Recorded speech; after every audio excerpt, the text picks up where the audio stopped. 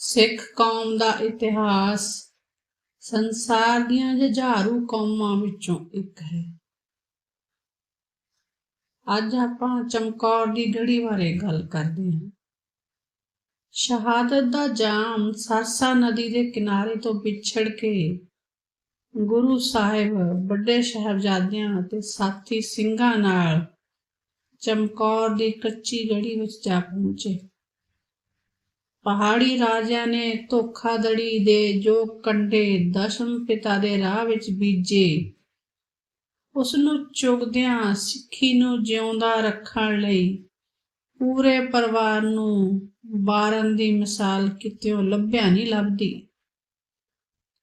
ਔਰੰਗਜ਼ੇਬੀ ਚਾਲ ਨੂੰ ਭਾਂਪਦਿਆਂ ਸਾਹਿਬੇ ਕਮਾਲ ਚਮਕੌਰ ਦੀ ਗੜੀ ਵਿੱਚ ਜਾ ਕੇ ਖਲੋਤੇ। ਕੁੱਤਿਆਂ ਵਾਂਗ ਇਹਨਾਂ ਦੀਆਂ ਪੈੜਾਂ ਸੁੰਘਦਿਆਂ ਮੁਗਲ ਫੌਜਾਂ ਨੇ ਚਮਕੌਰ ਦੀ ਹਵੇਲੀ ਨੂੰ ਚਾਰੇ ਪਾਸਿਓਂ ਆ ਘੇਰਾ ਪਾਇਆ। ਤਾਂ ਗੁਰੂ ਸਾਹਿਬ ਨਾਲ ਭੁੱਖੇ ਪਿਆਸੇ ਤੇ ਅਸਲੇ ਤੋਂ ਥੁੜੇ ਹੋਏ ਪਰ ਸਿੱਖੀ ਸਿਦਕ ਦੇ ਪੂਰੇ ਕੇਵਲ 40 ਸਿੰਘ ਤੇ 2 ਵੱਡੇ ਸਾਹਿਬਜ਼ਾਦੇ ਹੀ ਸਨ। जद सिंह शहीदियां पा गए तां बड़े साहिबजादे बाबा अजीत सिंह ने गुरु जी पासों युद्ध भूमि विच जाण दी आग्या मंगी। इतिहासकार मैकलिफ अनुसार साहिबजादा अजीत सिंह नाल ध्यान सिंह, मुखा सिंह, आलम सिंह, बीर सिंह ते जवाहर सिंह 5 होर योधे सन। साहिबजादा अजीत सिंह ने इन्नी बहादुरी नाल युद्ध लड़िया कि लाहौर दा सूबेदार जबरदस्त खान अपनी सैना दे मर रहे सिपाहियां नूं वेख के घबरा गया। अखीर योधियां दीआं तलवारां टुट गईयां, तीर मुक गए ते अजीत सिंह नूं शहीद हुंदियां वेख छोटे साहिबजादे बाबा जुझार सिंह दा जोश उबाले मारन लगा ते पिता तो आग्या लैके जुझार सिंह जंगे मैदान विच आ गरजिया ते युद्ध करदा शहीद हो गया। सिख धर्म दे बानी गुरु नानक देव जी ने राज बुरशा गद्दी पुजारी बाद ब्राह्मणी कर्मकांड ते खौती रीता रस्मां विरुद्ध उठ खड़े होण दा साका वरताया सी। शहीदां दे सरताज गुरु अर्जन साहब ने सह तो कह कस सहारदे होए शब्द गुरु दी शान ते सभे सांझी वाल सदायन दे सिद्धांत लई शहीदी साका वरताया। गुरु तेग बहादुर जी ने मजलूमां दा धर्म बचाउण लई आपा वारिया। जदों आनंदपुर साहब नूं पहाड़ियां ते मुगलां ने मिल के 7 महीने दा लम्मा घेरा पा के रस्त पानी बंद कर दिता, फिर भी गुरु अते सिखां ने हथ ना खड़े कीते, सगों गाहे बगाहे करके रात बराते शाही फौजां ते मकारी पहाड़ियां तो शेर वांग रस्तां बस्तां झड़प लियाउंदे रहे। जब दुश्मन का भी बहुत सारा जानी ते माली नुकसान हो गया, गुरु भी ना पकड़िया गया ते आनंदपुर ते कब्जा भी ना हो सकिया, तब बेईमान जालम मुगलों ने दिल्ली दे तख्त तो ऐलान करवा दिता कि जे गुरु अपने आप आनंदपुर किला खाली कर देवे तां कुछ समय लई इधर उधर चला जावे तां असीं गुरु नूं कुछ नहीं कहांगे ਅਤੇ ਖਰਚਾ ਪਾਣੀ ਦੇਣ ਦੇ ਨਾਲ ਮਾਣ ਸਨਮਾਨ ਵੀ ਕਰਾਂਗੇ। ਇਸ ਐਲਾਨਨਾਮੇ ਦੀਆਂ ਲਿਖਤੀ ਚਿੱਠੀਆਂ ਆਪਣੇ ਏਲਚੀਆਂ ਰਾਹੀਂ ਗੁਰੂ ਸਾਹਿਬ ਕੋਲ ਭੇਜੀਆਂ ਗਈਆਂ। ਗੁਰੂ ਗੋਬਿੰਦ ਸਿੰਘ ਜੀ ਨੇ ਆਨੰਦਪੁਰ ਦੀ ਗੜੀ ਵਿੱਚ ਸਮੂਹ ਸਿੰਘ ਸਿੰਘਣੀਆਂ ਨੂੰ ਸੰਬੋਧਨ ਕਰਦੇ ਹੋਏ ਕਿਹਾ, ਇਹ ਜ਼ਾਲਮਾਂ ਦੀ ਬਦਨੀਤੀ ਹੈ, ਸਾਨੂੰ ਇਹਨਾਂ ਬੇਈਮਾਨਾਂ ਤੇ ਵਿਸ਼ਵਾਸ ਨਹੀਂ ਕਰਨਾ ਚਾਹੀਦਾ। गुरु जी उपर इन्हां झूठनामिਆਂ ਦਾ कोई असर ना होया, पर लंबे समय की भुख, बीमारी ਅਤੇ शास्त्रां ਦੀ घाट ने कुछ ਸਿੰਘਾਂ ਨੂੰ लाचार कर दिता। कहते हैं मौतों भुख बुरी, दिने सुते खा के राती फिर खड़ी। ਸਿੰਘਾਂ ਨੇ ਗੁਰੂ ਜੀ ਨਾਲ ਸਲਾਹ ਮਸ਼ਵਰਾ ਕੀਤਾ ਕਿ ਕੁਝ ਸਮੇਂ ਲਈ ਆਪਾਂ ਇਸ ਦਿੱਲੀ ਤਖਤ ਤੇ ਕੀਤੇ ਐਲਾਨਨਾਮੇ ਦਾ ਫਾਇਦਾ ਉਠਾ ਕੇ ਆਪਣੇ ਆਪ ਨੂੰ ਹੋਰ ਮਜ਼ਬੂਤ ਕਰ ਲਈਏ। ਨੀਤੀ ਵੇਤਾ ਨੇ ਗੁਰੂ ਜੀ ਨੇ ਇੱਕ ਤਮਾਸ਼ਾ ਦਿਖਾਇਆ ਕਿ ਚਲੋ ਆਪਾਂ ਇਹਨਾਂ ਨੂੰ ਪਰਖ ਲੈਂਦੇ ਹਾਂ। ਗੁਰੂ ਜੀ ਨੇ ਸਿੱਖਾਂ ਨੂੰ ਹੁਕਮ ਕੀਤਾ ਕਿ ਫਟੇ ਪੁਰਾਣੇ ਕੱਪੜੇ ਤੇ ਟੁੱਟੇ ਫੁੱਟੇ ਛਿੱਤਰਾਂ ਦੀਆਂ ਪੰਡਾਂ ਖੱਚਰਾਂ ਤੇ ਲੱਦ ਕੇ ਕਿਲ੍ਹਾ ਖਾਲੀ ਕਰਨ ਦਾ ਡਰਾਮਾ ਕੀਤਾ ਜਾਵੇ। ਗੁਰੂ ਦਾ ਹੁਕਮ ਮੰਨ ਕੇ ਸਿੰਘਾਂ ਨੇ ਐਸਾ ਹੀ ਕੀਤਾ। ਗੁਰੂ ਦਾ ਖਜ਼ਾਨਾ ਜਾਂਦਾ ਸਮਝ ਕੇ ਮੁਗਲ ਕੁਰਾਨ ਅਤੇ ਹਿੰਦੂ ਪਹਾੜੀ ਆਟੇ ਦੀ ਗਊ ਮਾਤਾ ਤੇ ਗੀਤਾ ਦੀਆਂ ਖਾਧੀਆਂ ਝੂਠੀਆਂ ਕਸਮਾਂ ਤੋੜ ਕੇ ਗੁਰੂ ਦਾ ਸਮਾਨ ਲੁੱਟਣ ਅਤੇ ਗੁਰੂ ਨੂੰ ਜਿੰਦਾ ਪਕੜਨ ਲਈ ਟੁੱਟ ਕੇ ਪੈ ਗਏ।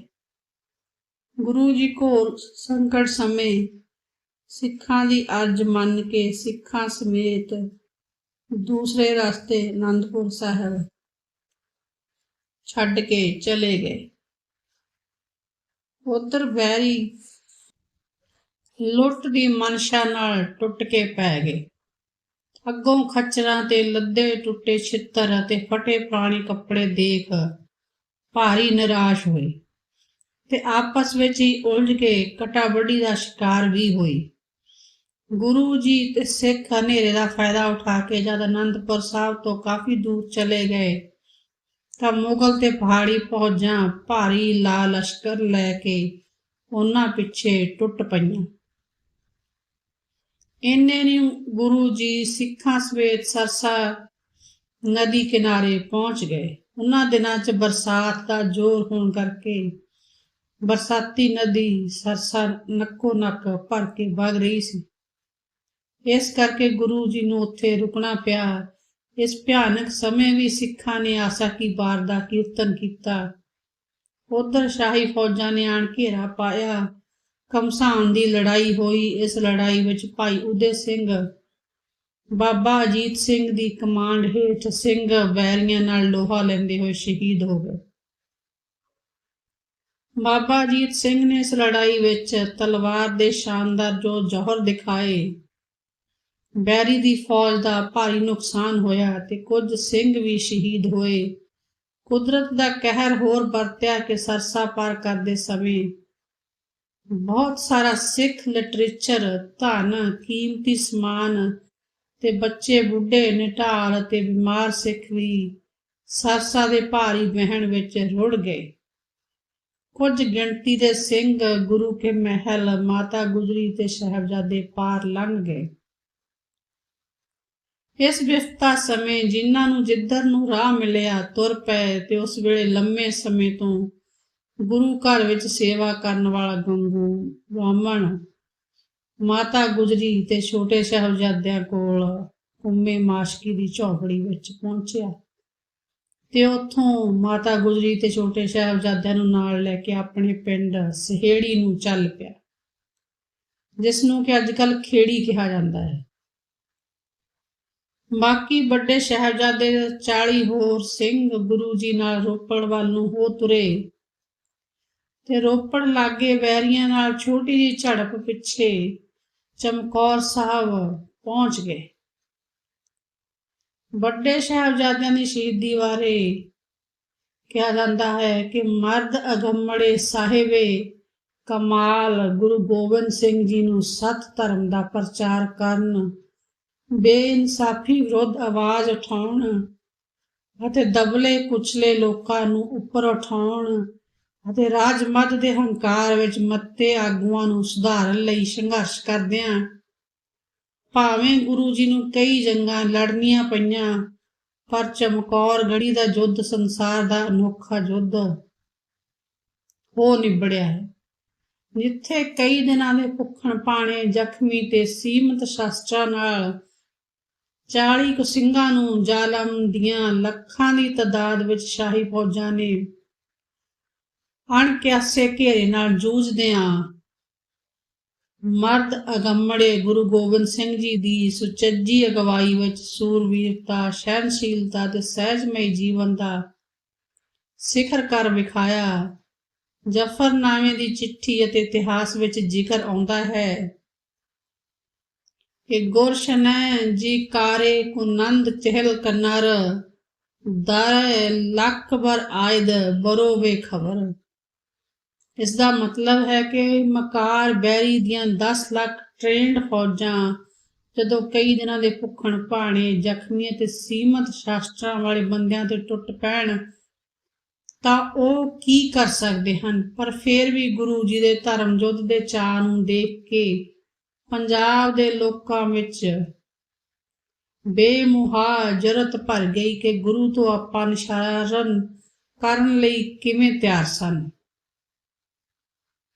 22 ਦਸੰਬਰ ਦੀ ਸ਼ਾਮ ਨੂੰ ਗੁਰੂ ਜੀ ਤੇ ਵੱਡੇ ਸਾਹਿਬਜ਼ਾਦੇ ਬਾਬਾ ਅਜੀਤ ਸਿੰਘ ਤੇ ਬਾਬਾ ਜੁਝਾਰ ਸਿੰਘ ਪੰਜ ਪਿਆਰਿਆਂ ਅਤੇ ਥੱਕੇ ਟੁੱਟੇ ਲਹੂ ਲੁਹਾਨ ਹੋਏ ਕੁਝ ਸਿੰਘਾਂ ਸਮੇਤ ਚਮਕੌਰ ਦੀ ਧਰਤੀ ਤੇ ਪਹੁੰਚੇ ਤਾਂ ਇੱਕ ਜ਼ਿਮੀਂਦਾਰ ਚੌਧਰੀ ਬੁੱਧੀ ਚੰਦ ਖਬਰ ਮਿਲਣ ਤੇ ਭੱਜਾ ਆਇਆ ਤੇ ਗੁਰੂ ਜੀ ਨੂੰ ਬੇਨਤੀ ਕੀਤੀ ਕਿ ਆਪ ਜੀ ਸਿੰਘਾਂ ਸਮੇਤ ਦਾਸ ਦੀ ਹਵੇਲੀ ਵਿੱਚ ਚਰਨ ਪਾਓ। ਦੇਖੋ ਥਾਂ ਵੀ ਉੱਚੀ ਹੈ, ਖੁੱਲੇ ਮੈਦਾਨ ਨਾਲੋਂ ਯੁੱਧ ਲਈ ਚੰਗਾ ਰਹੇਗਾ ਤੇ ਕਿਹਾ ਕਿ ਮਹਾਰਾਜ ਆਪ ਜੀ ਸਾਡੇ ਲਈ ਕਿਤਨੇ ਵੱਡੇ ਕਸ਼ਟ ਚੱਲ ਰਹੇ ਹੋ। ਅਸੀਂ ਜਿਤਨੇ ਜੋਗੇ ਹਾਂ ਆਪ ਜੀ ਦੀ ਖਿਦਮਤ ਵਿੱਚ ਹਾਜ਼ਰ ਹਾਂ। ਜਦ ਖਬਰ ਸੁਣੀ ਜ਼ਿਮੀਂਦਾਰ ਨੇ ਮੱਧੇ ਬਸੇ ਚਮਕੌਰ ਸੁਨਤ ਬਚਨ ਤਤਕਾਲ ਹੀ ਉਹ ਆਇਓ ਉਠਦੌਰ।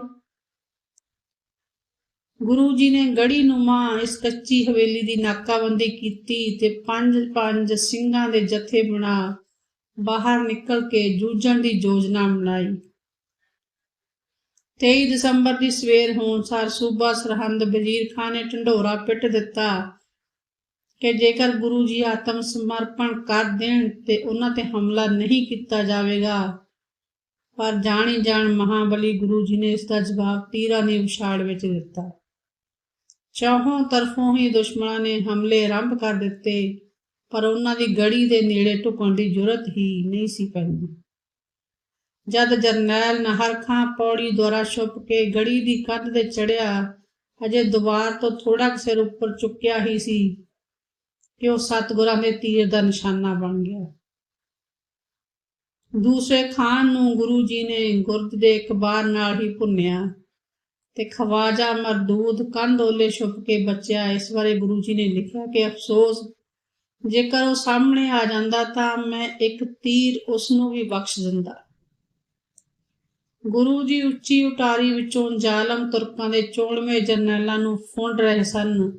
ਉੱਥੇ ਪੰਜ ਸਿੰਘ ਜਥਿਆਂ ਦੇ ਰੂਪ ਵਿੱਚ ਕੱਚੀ ਗੜੀ ਤੋਂ ਬਾਹਰ ਆ ਕੇ ਬੈਰੀ ਨੂੰ ਚਿਣੇ ਚਵਾਉਂਦੇ ਸਿੰਘ ਸ਼ਹੀਦ ਹੋ ਗਏ। ਐਸਾ ਵੇਖਦਿਆਂ ਜਦੋਂ ਵੀਰ ਬਹਾਦਰ ਗੁਰੂ ਜੀ ਦੇ ਵੀਰ ਸਪੁੱਤਰਾਂ ਬਾਬਾ ਅਜੀਤ ਸਿੰਘ ਤੇ ਬਾਬਾ ਜੁਝਾਰ ਸਿੰਘ ਨੇ ਗੁਰਸਿੱਖ ਵੀਰਾਂ ਵਾਂਗ ਜੰਗ ਵਿੱਚ ਜੂਝਣ ਦੀ ਆਗਿਆ ਮੰਗੀ ਤਾਂ ਗੁਰਦੇਵ ਪਿਤਾ ਜੀ ਨੇ ਪ੍ਰਸੰਨ ਹੋ ਕੇ ਕਿਹਾ, ਪੁੱਤਰੋ ਇਸ ਵੇਲੇ ਪੰਥਕ ਬੇੜੇ ਦੇ ਮਲਾਹ ਤੁਸੀਂ ਹੀ ਦਿਸ ਰਹੇ ਹੋ। ਜਾਓ ਆਪਣੇ ਖੂਨ ਦੀ ਨਦੀ ਬਹਾ ਦਿਓ ਤਾਂ ਕਿ ਅਟਕਿਆ ਸਿੱਖੀ ਦਾ ਬੇੜਾ ਕਿਨਾਰੇ ਲੱਗ ਜਾਵੇ। ਸਿੰਘਾਂ ਨੇ ਬੇਨਤੀ ਕੀਤੀ ਕਿ ਪਾਤਸ਼ਾਹ ਸਾਹਿਬਜ਼ਾਦਿਆਂ ਨੂੰ ਲੈ ਕੇ ਗੜੀ ਵਿੱਚੋਂ ਨਿਕਲ ਜਾਓ ਤਾਂ ਕਿ ਪੰਥ ਦੀ ਸਫਲ ਅਗਵਾਈ ਹੋ ਸਕੇ। ਤਾਂ ਉੱਤਰ ਵਿੱਚ ਗੁਰੂ ਜੀ ਬੋਲੇ, ਸਿੰਘੋ ਮੈਂ ਤੁਹਾਡੇ ਤੋਂ ਲੱਖ ਵਾਰ ਬਲਿਹਾਰ ਹਾਂ। ਤੁਸੀਂ ਕਿਹੜੇ ਸਾਹਿਬਜ਼ਾਦਿਆਂ ਦੀ ਗੱਲ ਕਰਦੇ ਹੋ? ਤੁਸੀਂ ਆਪ ਵੀ ਤਾਂ ਮੇਰੇ ਸਾਹਿਬਜ਼ਾਦੇ ਹੋ। ਤੁਸੀਂ ਆਪ ਸਭ ਮੇਰੇ ਪੁੱਤਰ ਹੋ। ਖਾਲਸਾ ਜੀ ਮੇਰਾ ਸਭ ਕੁਝ ਤੁਹਾਡੀ ਬਦੌਲਤ ਹੀ ਹੈ। ਕਮਾਲ ਦੀ ਗੱਲ ਜੋ ਗੁਰੂ ਪਾਤਸ਼ਾਹ ਨੂੰ ਸੰਸਾਰ ਭਰ ਦੇ ਰਹਿਬਰਾਂ ਵਿੱਚੋਂ ਸਿਰਮੌਰ ਕਰਦੀ ਹੈ, ਵੱਖਰਾ ਕਰਦੀ ਹੈ, ਉਹ ਇਹ ਹੈ ਕਿ ਉਹ ਆਪਣੇ ਬਿੰਦੀ ਸਪੁੱਤਰ ਅੱਖਾਂ ਸਾਹਮਣੇ ਪੁਰਜਾ ਕੱਟ ਕੇ ਸ਼ਹੀਦ ਹੁੰਦੇ ਹਨ ਤੇ ਪਿਤਾ ਗੁਰੂ ਜੀ ਖੁਸ਼ੀ ਵਿੱਚ ਜੈਕਾਰੇ ਛੱਡਦੇ ਹੋਏ ਅਕਾਲ ਪੁਰਖ ਦਾ ਸ਼ੁਕਰਾਨਾ ਕਰਦੇ ਹਨ। ਕਰੀ ਅਰਦਾਸ ਸਤਿਗੁਰ ਨੇ ਅਮਾਨਤ ਪੁਜਾਈ ਤੇਰੀ, ਕਰਜ਼ਾ ਅਦਾ ਹੁਆ ਹੈ ਕੁਛ ਰਹਿਮਤ ਹੁਈ ਤੇਰੀ।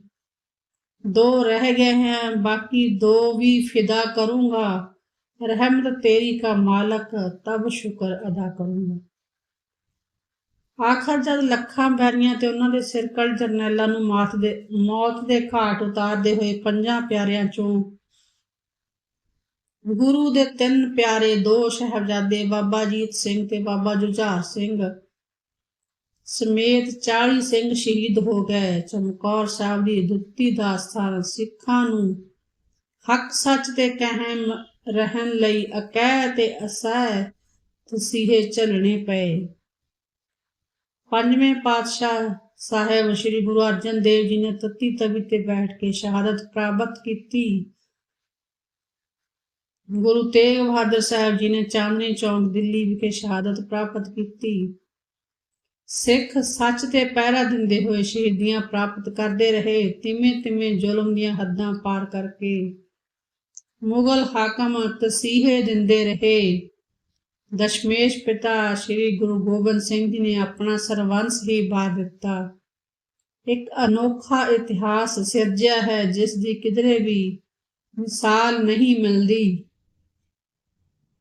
ਛੋਟੇ ਸਾਹਿਬਜ਼ਾਦੇ ਬਾਬਾ ਜ਼ੋਰਾਵਰ ਸਿੰਘ ਜੀ ਤੇ ਬਾਬਾ ਫਤਿਹ ਸਿੰਘ ਜੀ ਸਰਹੰਦ ਦੀ ਖੂਨੀ ਦੀਵਾਰ ਵਿੱਚ ਜਿੰਦਾ ਚਿਣ ਕੇ ਸ਼ਹੀਦ ਕੀਤੇ ਗਏ।